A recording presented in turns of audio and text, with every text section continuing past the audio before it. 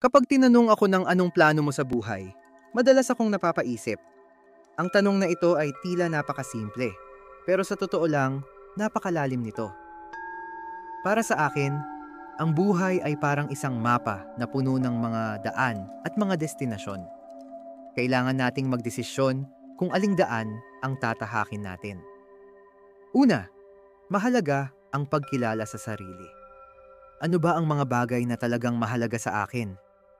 Ano ang mga hilig ko? Halimbawa, ako ay mahilig sa sining at komunikasyon. Kaya't isa sa mga plano ko ay ang magpatuloy sa pag-aaral ng mga ito.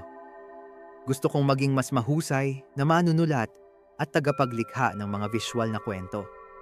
Ang mga ito ay hindi lamang mga pangarap. Ito ay mga hakbang patungo sa aking layunin. Pangalawa, ang pagkakaroon ng konkretong plano.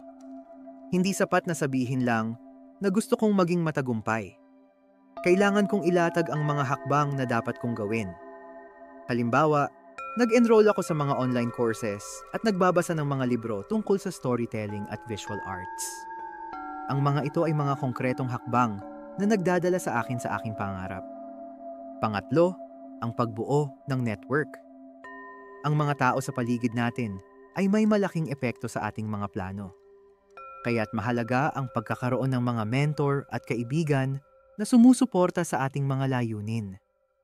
Nakipag-ugnayan ako sa mga lokal na artist at mga profesional sa industriya. Sa pamamagitan ng mga koneksyong ito, natututo ako at nagiging inspirasyon sa aking paglalakbay. Panghuli, ang pagiging handa sa mga pagsubok. Sa bawat plano may mga hadlang at pagsubok na darating. Dapat tayong maging resilient.